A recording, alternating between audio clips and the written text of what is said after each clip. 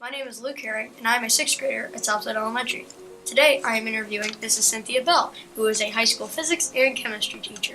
Thank you, Luke. It's nice to be here. Thank you. Where do you work, and how long have you worked there? I'm currently a teacher at Southwood Junior Senior High School. This is my 3rd year here. I worked in Iowa for 10 years, teaching chemistry and physics and earth science. And then I worked for 3 years at Bluffton, Harrison, teaching science and math. What are your job duties there? Well, I have a couple of classes of earth science students, which are mainly freshmen. We occasionally get some sophomores and juniors in there. I have a lot of chemistry classes. I teach all the Chemistry 1 classes.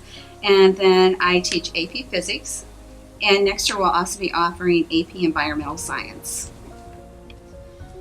What training or education did you receive for this job? I actually started as an engineer, so I graduated with a degree in engineering from Purdue University a long time ago. And then after 9/11, my company downsized, and we went from about 500 engineers to about 50. So I was eventually cut, but one of my benefits was I was given a scholarship. And I got 1 full year of tuition paid. And you could take as many classes as you wanted. If you got an associate's degree, you got a $5,000 bonus. If you got a bachelor's, you got a $10,000 degree bonus. So I got 2 bachelors in a year. I took a lot of classes, and I ended up with a degree in education and also a degree in general studies. How did you pay for that training? Well, for the last training, I had the scholarship, and they paid a lot of money. They were really surprised. Out of all the engineers that were cut, I was the only one who completed any degree in 12 months. And so that was nice. Otherwise I wouldn't have been able to afford it. I still had children in school, and education is expensive. I then started working as a teacher. My husband was transferred to Iowa. The school I was at Iowa needed me to teach other courses. So I managed to get a scholarship from the University of Northern Iowa, and I completed almost my entire master's on that scholarship. I still have 2 classes to go on my master's, but I'm in my 60s. I probably won't finish. So. What is the best part of your job, and what is the hardest part for you? It sounds terrible, but both the best part and the worst part are the students. Most days they're great. Some days they're just want to push your buttons, but the best part really is the kids. They are why I come back every day. What is the typical day like on your job? Well, a couple of days out of the week I'll lecture, and then I put the kids into groups, and they'll practice whatever it is that I had discussed with them. A lot of science includes a lot of math, so they have to practice a lot of the math concepts. In the earth science, it's more bouncing off of ideas of, what are some of the contributing factors to global warming? What can we do to, help the situation and to possibly slow it down, if not reverse it? So they have a lot of concept questions that they deal with, where my chemistry and physics classes have a lot more math. What tools or equipment do you use? Of course, we use our computers, and we have an online textbook that we use for earth science. We have other textbooks and resources that we use for chemistry and for physics. We use a lot of equipment. You've seen my lab. Yes. There's a lot of equipment in there, so we do a lot of fun things. Some of the labs contain dangerous substances, which we talked about the other day when you were in there. Yeah, cyanide. We actually have some over there, thiocyanide. But so there are some things that we have to teach the students to make sure that they understand. You have to be careful with this. This can hurt you. This is poisonous. Make sure you wear your proper equipment. So it's more than just the math and the reading. There's a lot of hands-on experience too. When you were a student, what were your favorite classes? Definitely the math and science classes. I took all of the math classes they offered, and I took all the science classes by the time I was a junior. So I actually took and they made an advanced chemistry class so that I could be in it.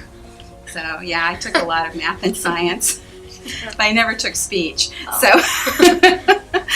that one came back to haunt me. As a kid, what did you want to be when you grew up? I wanted to be a trick rider on a horse. We had horses, and my sister and I would go out there, and we thought we were acrobats, and we'd been to the circus, and we had seen all these girls on these horses doing trick riding, and so we decided we would do that. And got thrown off a couple of times, too many, and eventually decided that may not be the career for me. Yeah. Plus, it doesn't pay that well. So. Yeah. What advice do you have for a student who wants to do your job? Well, if you were looking into education, you need to make sure that you like students and that you like being around kids and helping people. And then, of course, you need to be willing to work hard. It takes a lot of education to feel like you're capable of teaching some of the higher level classes, the chemistry and the physics, and some of those you really have to know your math and your background. For engineering, that also goes right along with those same areas of math and science. Physics is a great subject because it touches so many things, and engineering, which I really loved, I had such a good time in my test lab running different pieces of equipment. But I think it's the practical side of it. You just have to sit there and really think, are you willing to work the number of hours that it's going to take? And from there, just make sure that it is what you want to do. Teaching is not a well-paid profession. I can make 3 times as much as an engineer. But I did that. I liked it, but I didn't have a home life. I worked 9 months without a day off. Yeah, when they started cutting engineers, I didn't have a day off for 9 months, and my kids suffered. So you have to kind of balance these things out. And engineering is a very demanding position, especially as you're trying to go from a junior engineer to a senior engineer. And there's a lot of competition. In education, it's more a thing of balancing the amount of time that it's going to take to grade papers and to plan your lessons. But for me, there's a better balance. I have a lot more time with my family than I did before. So. At what point did you decide that you wanted to pursue a career in education?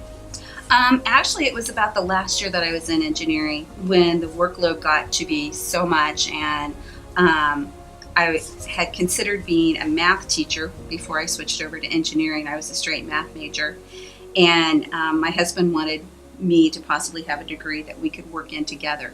He was thinking we should run some type of an engineering company. And I think that would have been a lot of fun, but I went into a completely different type of engineering than he did, so it really didn't mesh real well. So I